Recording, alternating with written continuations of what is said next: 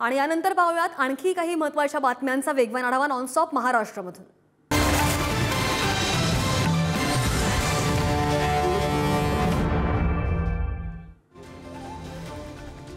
कोल्हापूर जिल्ह्यातील ऊस दराचा फॉर्म्युला सांगली जिल्ह्यामधील कारखान्यांनी अमान्य केलेला आहे। यावेळी ऊस दराच्या बैठकीमधून राजू शेट्टी प्रस्ताव मांडून निघाले।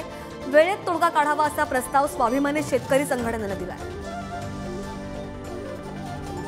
पुण्याला पाणी पुरवठा करणाऱ्या 4 धरणांपैकी टेमघर धरणातून पाणी गळती अजूनही सुरूच आहे। 197 लिटर प्रति सेकंद धरणातून पाणी गळती होत असल्याचं समोर आलंय, अशी माहिती विधिमंडळामध्ये देवेंद्र फडणवीस यांनी दिली।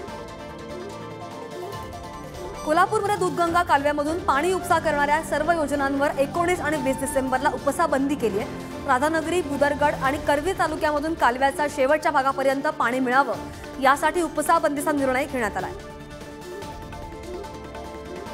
केंद्रीय दुष्काळ पाहणी पथकाची पाहणी पूर्ण झाली असून या पथकानं पुण्यामध्ये राज्यस्तरीय आढावा बैठक घेतली। पहिल्या टप्प्यात सुमारे 2600 कोटींची मदत मिळण्याची शक्यता सुद्धा व्यक्त करण्यात आली। निर्यात बंदी घातल्यानं मुंबई बाजार समितीत तब्बल 200 कंटेनर कांदा अजूनही पडून आहे आणि त्यामुळे शेतकरी आणि निर्यातदार व्यापाऱ्यांचे मोठं नुकसान होत आहे। नांदेड जिल्ह्यात अवकाळीमुळे झालेलं नुकसान, हरभरा पिकावर पडणारा रोग आणि त्यामुळे शेतकऱ्यांनी हरभरा आणि गहू पिकाला बगल देत ज्वारी पिकाची मोठ्या प्रमाणात पेरणी करताना पाहायला मिळते। धुळ्यामधील शिरपूर तालुक्यातील ई-केवायसी केली नसल्यामुळे 4000 शेतकरी पंतप्रधान किसान सन्मान योजनेतून अपात्र ठरले। जोपर्यंत ही ई-केवायसी केली जात नाही तोपर्यंत त्यांनी या योजनेची रक्कम दिली जाणार नसल्याची सुद्धा माहिती आहे। भंडाऱ्यामध्ये यंदाच्या खरीप हंगामात जिल्ह्यातील शासकीय आधारभूत धान खरेदी केंद्रावर आतापर्यंत 13,94,000 क्विंटल धान खरेदी करण्यात आली आहे, तर 55,41,00,000 रुपयांचे चुकारे शेतकऱ्यांच्या खात्यात जमा करण्यात आले। नंदुरबार जिल्ह्यात कापसाला अपेक्षेपेक्षा कमी भाव मिळत असल्याने शेतकऱ्यांच्या पदरी निराशा पाहायला मिळते। शेतकऱ्यांना चालू रब्बी हंगामातील पेरणीला खतं बियाणं खरेदीसाठी नाईलाजानं आता कापूस विक्री करावा लागतोय। नंदुरबार जिल्ह्यातील गोरगरीब आणि दारिद्र्य रेषेखाली असलेल्या नागरिकांना मोफत आयुष्यमान भारत कार्ड वाटप करण्यात आलं आहे। त्यावेळी विशाल माळी मित्र मंडळातर्फे 1000 नागरिकांना कार्डांचा वाटप करण्यात आलं आहे। जालन्यामधील ज्या स्वयंसेवी संस्था दिव्यांग पुनर्वसन केंद्र चालवण्यास इच्छुक आहेत त्यांनी जिल्हा परिषदेच्या जिल्हा समाज कल्याण अधिकारी कार्यालयात पुढील 7 दिवसांपर्यंत प्रस्ताव सादर करावेत असं आवाहन जिल्हाधिकाऱ्यांनी केलं आहे। सोलापूरमध्ये चल्लामधील 10, 20 आणि 50 रुपयांच्या नोटांमध्ये सुधार करण्याची मागणी सामाजिक कार्यकर्ते माऊली हेगडे यांनी आरबीआय गव्हर्नर यांच्याकडे केली आहे। यावेळी त्यांनी 200 आणि 500 रुपयांच्या नोटांप्रमाणे दर्जेदार नोटांच्या निर्मितीची सुद्धा मागणी केली। शेतमालाच्या दरवाढीसाठी रयत क्रांती संघटनेचं उपोषण करण्यात आलेलं आहे। वाशिमच्या गोगणी इथे शेतमालाच्या दरवाढीसाठी रयत क्रांती संघटनेच्या वतीनं आमरण उपोषण करण्यात येत आहे। आज उपोषणाचा 5वा दिवस आहे आणि उपोषणकर्त्या सतीश देशमुखांची प्रकृती सुद्धा खालावली आहे। शेतकऱ्यांकडून रोष व्यक्त करण्यात येतोय। नंदुरबार जिल्ह्यात विविध मागण्यांसाठी ग्रामीण डाक सेवकांनी कामबंद आंदोलन सुरू केलंय। सरकारने मागण्या मान्य न केल्यास आंदोलन आणखी तीव्र करण्याचा इशारा डाक कर्मचाऱ्यांनी दिलाय। आगामी लोकसभा निवडणुकांच्या अनुषंगाने रॅपिड ॲक्शन फोर्सची तुकडी परभणीमध्ये दाखल झाली आहे। तुकडीकडून 7 दिवस जिल्ह्यामधील संवेदनशील भागात रूट मार्च केला जाईल। बुलढाणा जिल्ह्यात विकसित भारत संकल्प यात्रेच्या माध्यमातून केंद्र शासनाच्या विविध महत्त्वाकांक्षी योजनांचा जागर करण्यात येतोय आणि यावेळी विविध योजनांची माहिती नागरिकांपर्यंत पोहोचवण्यात येते। नंदुरबार शहरातील होणाऱ्या जनजाती सुरक्षा मंच महाराष्ट्र प्रांताच्या वतीनं उलगुलान डिलिस्टिंग महामेळाव्याची तयारी सुरू आहे आणि 20 डिसेंबर रोजी हा मेळावा घेण्यात येणार आहे। हिंगोलीमधील वसमत कृषी उत्पन्न बाजार समितीमधील आडत व्यापाऱ्यानं शेतकऱ्यांची तब्बल 22,28,235 रुपयांची फसवणूक केली आहे आणि या प्रकरणी व्यापाऱ्यांसह इतर दोघांवर गुन्हा दाखल करण्यात आला आहे। नांदेडमधील हिंगोलीतील केंद्रा खुर्द परिसरात वन्य प्राण्यांचा त्रास वाढताना दिसतोय आणि त्यामुळे गहू हरभरा पिकांचं मोठं नुकसान होत आहे। त्यामुळे या वन्य प्राण्यांचा बंदोबस्त करण्याची मागणी शेतकऱ्यांकडून करण्यात येते। नंदुरबारमध्ये डिलिस्टिंग महासंमेलनाचं आयोजन करण्यात आलं आणि या संमेलनाला नंदुरबार जिल्ह्यातील आदिवासी संघटना राजकीय पक्षांनी विरोध करत नंदुरबार तहसील कार्यालयासमोर धरणे आंदोलन केलं। परभणीमध्ये मुख्य पोस्ट ऑफिस कार्यालयासमोर डिव्हिजन ग्रामीण डाकसेवक कर्मचाऱ्यांच्या वतीनं निदर्शनं करण्यात आली। ऑल इंडिया ग्रामीण डाक संघटना यांनी विविध मागण्यांसाठी देशव्यापी संप सुरू केलाय। मानधनवाढीसह विविध मागण्यांसाठी राज्यामधील ग्रामपंचायतींमधील संगणक परिचालकांनी नागपूरमध्ये कडाक्याच्या थंडीत ठिय्या आंदोलन केलंय। मागण्या मान्य होत नाही तोपर्यंत मागे न हटण्याचा इशारा सुद्धा त्यांनी दिलाय। साताऱ्यामधील ओझरडे येथे डोम डाव्या कालव्याला मोठं भगदाड पडल्याने त्यामुळे गावातील ओढ्याला मोठा पूर आलाय। या पुरात ऊसतोड कामगारांचा संसार वाहून गेला असून पुरामध्ये अडकलेल्या कामगारांना बाहेर सुद्धा काढण्यात आले। जेजूर रुग्णालयातील त्वचा विज्ञान विभागाचे सर्व निवासी डॉक्टर्स 18 डिसेंबरपासून एचओडी डॉक्टर महेंद्र खुरा यांच्या विरोधात सामूहिक रजेवर जात आहेत। या विभागातील 5ही प्राध्यापकांनी निवासी डॉक्टरांना पाठिंबा दिला आहे। जालन्यामध्ये जागतिक कौशल्य स्पर्धेत ITI उमेदवारांनी सहभाग नोंदवावा तसेच स्पर्धेत सहभागी होण्यासाठी इच्छुकांनी 20 डिसेंबरपर्यंत नाव नोंदणी करावी असं आवाहन जिल्हा व्यवसाय आणि प्रशिक्षण अधिकारी रमाकांत उनवणे यांनी केलं आहे। अमरावती जिल्ह्यातील धामणगाव रेल्वे येथे एका 4 वर्षांच्या बालकानं 5 रुपयांचा कॉईन गिळला होता। या बालकाला डॉक्टरांकडे नेण्यात आला आणि त्यानंतर हा कॉईन डॉक्टरांनी काढलेला आहे। बारसू रिफायनरी प्रकल्प समर्थक शिष्टमंडळाने केंद्रीय मंत्री नारायण राणेंची भेट घेतली। यावेळी बारसूबाबत राजापूरमध्ये सभा घेणार असल्याचं आश्वासन राणेंनी समर्थकांना दिलंय। तसेच प्रकल्पासाठी केंद्र आणि राज्य सरकारची संयुक्त बैठक घेणार असल्याचं सुद्धा त्यांनी म्हटलंय। आई वडिलांचा सांभाळ न करणाऱ्या मुलांना नातेसंबंधित प्रमाणपत्र सुद्धा दिलं जाणार नाही असा ठराव बीडच्या धारूर तालुक्यातील आसरडोह ग्रामपंचायतीनं केलेला आहे। इथेनॉल निर्मितीवरील बंदीची अट केंद्राकडून काही प्रमाणात शिथिल करण्यात आलेली आहे। 17 लाख टनापर्यंत साखरेचा इथेनॉल निर्मितीसाठी वापर करण्यास मुभा देण्यात आली आहे। ऊसाचा रस आणि बी श्रेणीमधील मॉलॅसिस पासून इथेनॉल निर्मितीसाठी परवानगी देण्यात आली आहे। जेजुरीच्या कडेपठार येथील चंपाषष्ठी उत्सवातील देव दिवाळी निमित्त अयोध्येतील प्रभू श्रीरामांच्या मंदिराचा प्राकृतिक देखावा साकारण्यात आला आणि यावेळी भाविकांनी मोठी गर्दी केली। कोल्हापूर शहरातील खराब रस्त्यांच्या मुद्द्यांवरून पालकमंत्री हसन मुश्रीफ यांनी महापालिकेच्या आयुक्त के मंजुलक्ष्मी यांना खडेबोल सुनावले। तसेच लवकरात लवकर रस्ते दुरुस्त करण्याचे आदेश सुद्धा त्यांनी दिले। सोयाबीन आणि कापूस उत्पादकांचा इंगा काय असतो हे सरकारला 19 डिसेंबरला नागपुरात दाखवून देऊ असा इशारा शेतकरी नेते रविकांत तुपकरांनी दिलाय। राज्य सरकारने दिलेल्या शब्दांच्या अंमलबजावणीला सुरुवात न केल्याने त्यांनी हा इशारा दिला। पंढरपुरातील विठ्ठल रुक्मिणी मंदिराच्या जीर्णोद्धाराला आजपासून सुरुवात झाली आहे। 73 कोटींच्या विकास आराखड्यापैकी 26 कोटी रुपयांच्या कामाला सुरुवात झाली आहे। पहिल्या टप्प्यात बाजीराव पडसाळीमधल्या मंदिराचं रूप पालटलं जाईल। भिवंडी येथील आवणे गावाजवळ खेळासाठी राखीव असलेली 50 एकर जागा क्रिकेट मैदानासाठी 60 वर्ष भाडेतत्वावर देण्याकरता निविदा जारी केल्या। ही जागा भाडेतत्वावर मुंबई क्रिकेट असोसिएशनने घेण्याची इच्छाही व्यक्त केली आहे। विद्यार्थ्यांनी वेगवेगळ्या तंत्रज्ञानाचा वापर करून प्रयोग सादर करावे आणि या प्रयोगातून एखादा शास्त्रज्ञ बनावा यासाठी नायगावच्या व्हॅली स्कूलमध्ये लहान मुलांचं विज्ञान प्रदर्शन करण्यात आलंय आणि या प्रदर्शनात 50 शाळांनी सहभाग घेतला होता।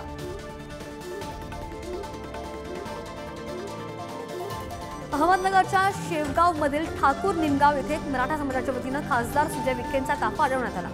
जोपर्यंत आरक्षण नाही तोपर्यंत राजकीय नेत्यांनी गावात येऊ नये असा पवित्रा गावकर यांनी घेतलाय। साताऱ्यामधील गोळोलीमध्ये मराठा समाजाच्या उपोषणाला वैष्णवी महिला भजनी मंडळींनी भजन करत पाठिंबा दिलाय।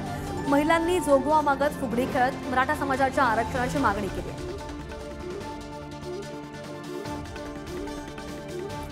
नांदेडमधील नायगाव नरसी येथे ओबीसींची बैठक संपन्न झाली आहे। 7 जानेवारीला होणाऱ्या ओबीसींच्या महामेळाव्यासंदर्भात ही महत्त्वाची बैठक घेण्यात आली।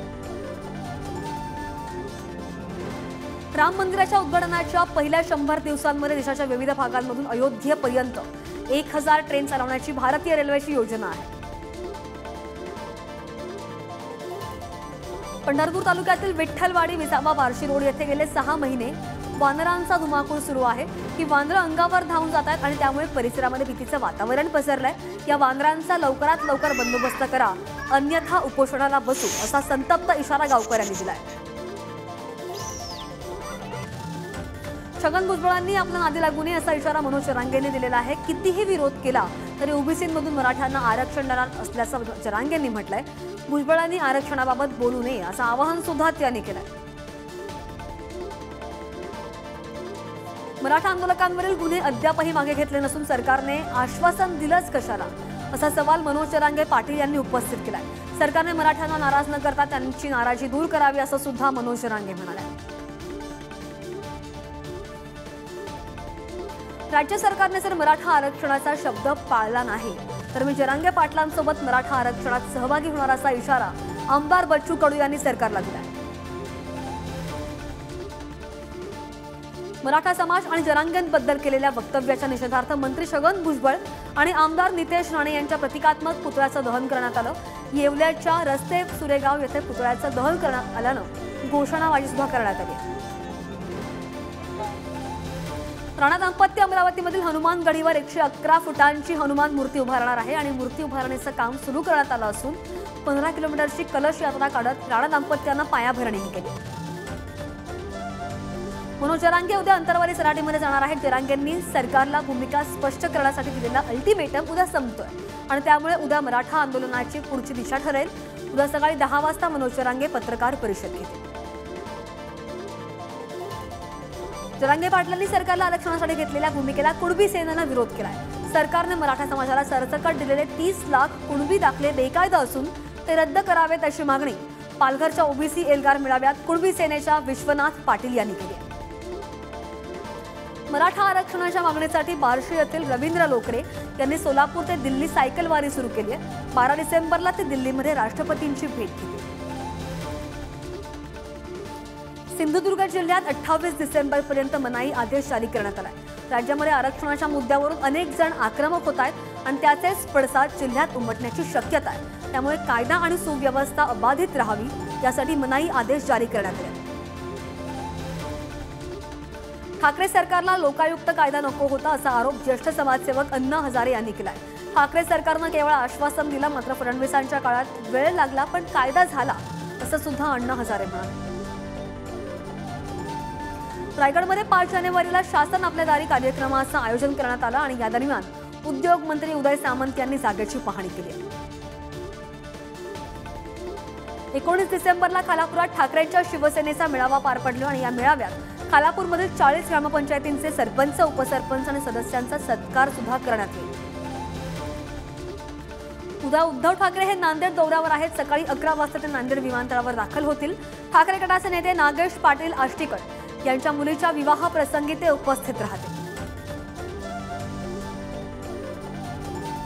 नांदेडमधील ठाकरेंच्या शिवसेनेची बैठक मराठा समाजाच्या वतीने उधळून लावण्याचा प्रयत्न करण्यात आला आणि जोपर्यंत आरक्षण मिळत नाही तोपर्यंत कोणताही राजकीय कार्यक्रम किंवा बैठका देणार नसल्याचा इशारा मराठा समाजाने दिलाय। बीडमध्ये गावकऱ्यांनी विकसित भारत संकल्प यात्रा अडवली आणि यात्रा मुळुकवाडीत पोहोचली असता ग्रामस्थांनी घोषणाबाजी सुद्धा केली। मराठा आरक्षण, कांदा निर्यात बंदी अशा अनेक प्रश्नांवर ग्रामस्थ चांगलेच आक्रमक झालेले पाहायला मिळाले। जालन्यात काँग्रेस पदाधिकाऱ्यांची बैठक संपन्न झाली। यावेळी जालन्यामधून लोकसभेसाठी काँग्रेसचाच उमेदवार असेल असा विश्वास काँग्रेसनं व्यक्त केला। मराठा आरक्षणाला सर्वाधिक विरोध शरद पवारांचा आहे असा गंभीर आरोप देवेंद्र फडणवीस यांनी केलाय। उद्धव ठाकरेंचा मंडल आयोगाला विरोध होता म्हणून छगन भुजबळांनी शिवसेना सोडली असा सुद्धा दावा फडणवीसांनी केलाय। आरक्षण देण्याची ताकद तुमच्या मंत्रिमंडळात पाहिजे। जेव्हा राजकारणी अयशस्वी ठरतात तेव्हा अपयशाचा नारळ शरद पवारांवर फोडतात असं म्हणत आव्हाडांनी फडणवीसांना प्रत्युत्तर दिलंय। मराठा आरक्षणावरून भाजपला टार्गेट करण्याचा प्रयत्न सुरू करण्यात असल्याचा आरोप नागपुरातल्या भाजप पदाधिकाऱ्यांच्या सभेत देवेंद्र फडणवीसांनी केलाय। भाजप ओबीसींच्या पाठीशी असल्याचं सुद्धा यावेळी फडणवीस म्हणाले। ठाकरेंच्या शिवसेनेच्या धारावी बचाव मोर्चात अनेक संघटना सहभागी झाल्या होत्या आणि यावेळी अदानींविरोधात घोषणाबाजीही करण्यात आली। 50 खोके कमी पडायला लागले म्हणून धारावी गळायला लागलेत असा टोला उद्धव ठाकरेंनी शिंदेंना लगावलाय। सरकार पडण्याचं काम कुणी केलं हे लक्षात आलं असेल। हॉटेल विमानाचा खर्च कुणी केला असेल हे म्हणत ठाकरेंनी भाजपवर हल्लाबोल केलाय। ठाकरे गटाचं मुंबईवरचं प्रेम पुतणा मावशीचं असल्याचं टीका शेलार यांनी केलेली आहे। मोर्चासाठी बाहेरून लोक आणली जात असल्याचा सुद्धा टोला त्यांनी लगावलाय। धारावीकरांसाठी हिताचा निर्णय घेतला म्हणून काहींना पोटदुखी होत असल्याची टीका सुधीर मुनगंटीवार यांनी केली आहे। ठाकरेंच्या कार्यकाळात धारावीचा पुनर्विकास झाला असता तर त्यांनी देशभर बोर्ड्स लावले असते असा टोला सुद्धा त्यांनी लगावलाय। धारावी पुनर्वसन प्रकल्प देशामधील सगळ्यात मोठा टीडीआर घोटाळा आहे अशी टीका संजय राऊत यांनी केली।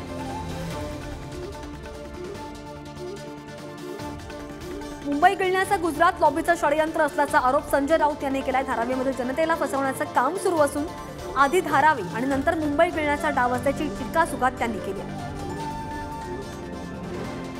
आगामी लोकसभा निवडणुकांच्या भाजप शिंदे गट आणि अजित पवार गट एकत्र लढणार असल्याचं देवेंद्र फडणवीस यांनी स्पष्ट केलंय। आगामी निवडणुकांसाठी तयारीला लागण्याच्या सूचना सुद्धा त्यांनी कार्यकर्त्यांना दिल्या। माजी आमदार सुरेश ताड यांनी भाजपमध्ये पक्षप्रवेश केलेला आहे। उपमुख्यमंत्री फडणवीस आणि चंद्रशेखर बावनकुळेंच्या उपस्थितीमध्ये त्यांनी पक्षप्रवेश केला। शरद पवारांची आज नवी मुंबईमधील कळंबोलीमध्ये जाहीर सभा पार पडणार आहे आणि स्वाभिमान सभेतून पवार कार्यकर्त्यांना संबोधित करतील। जयंत पाटील, शशिकांत शिंदे, अमोल कोल्हे, रोहिणी खडसे सभेला उपस्थित राहणार आहेत।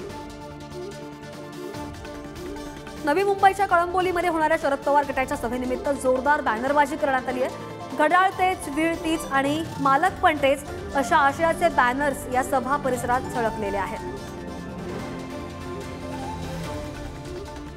संसदेच्या घुसखोरी प्रकरणी कल्याण पोलीस ऍक्शन मोडवर आले असून कल्याणमधील अहिल्याबाई चौकातील फटाके विक्रेत्यांची चौकशी करत फटाके आणि नळकांड्यांची प्रत्यक्षात पाहणी सुद्धा त्यांच्याकडून करण्यात आली। कल्याण खडकपाडा परिसरात सिलेंडरला लागलेल्या आगीत मनसे कल्याण शहर महिला आघाडीच्या अध्यक्षा शीतल विखणकर गंभीर जखमी झाल्या।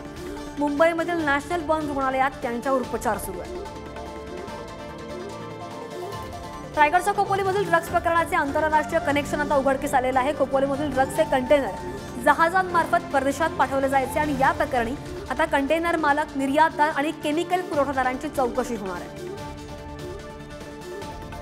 नागपूरच्या काटोलमध्ये कार आणि ट्रकचा भीषण अपघात झाला। या अपघातात 6 जणांचा मृत्यू झालाय, 1 जण गंभीर जखमी झालाय। लग्न समारंभावरून येताना मध्यरात्री काटोलमधील सोनखाम ताराबोडी दरम्यान हा अपघात झाला। पश्चिम रेल्वेवर उद्या उरमोळी आणि पालघर 2 तासांचा मेगा ब्लॉक घेण्यात येणार आहे आणि त्यामुळे 10 ते 12 वाजेपर्यंत 2 तास रेल्वे सेवा खंडित करण्यात येणार आहे। नवी मुंबईतील चांदपाडा रेल्वे स्थानकाच्या भुयारी मार्गाच्या कामाला सुरुवात झाली आणि त्यामुळे 22 जानेवारीपर्यंत हा भुयारी मार्ग बंद असेल। त्यामुळे प्रवाशांना पाम बीच मार्गे प्रवास करावा लागेल। सोलापूरच्या मंगळवेढा शहरामधील 2 धाब्यांवर राज्य उत्पादन शुल्क माळशिरस विभागाच्या पथकानं धाड टाकली आहे आणि 2 हॉटेल चालकांसह 9 मद्यपांविरोधात गुन्हे दाखल करण्यात आले। जळगाव जिल्हाधिकारी कार्यालयात प्रधानमंत्री टीबी मुक्त भारत अभियानाअंतर्गत आयुध निर्माणी वरणगाव आणि यांच्याद्वारे सीआरएस फंडातून 600 टीबी बाधित रुग्णांना जीवनावश्यक वस्तूंचं आणि किटचं वाटप करण्यात आलं। नेरूळमधील भीमाशंकर सोसायटीला अचानक आग लागल्याची घटना घडली। अग्निशमन दलाच्या जवानांनी ताबडतोब घटनास्थळी पोहोचून आग विझवण्याचा प्रयत्न केला। आगीचं कारण अस्पष्ट आहे। सुदैवानं कोणतीही जीवितहानी नाही। नंदुरबारच्या नवापूरच्या खांडबारा बाजारपेठेमध्ये एकविरा स्पेअर पार्ट या दुकानाला भीषण आग लागली आणि या दुकानामधील सगळं साहित्य जळून खाक झालंय। शॉर्ट सर्किटमुळे आग लागल्याचा प्राथमिक अंदाज वर्तवण्यात येतो।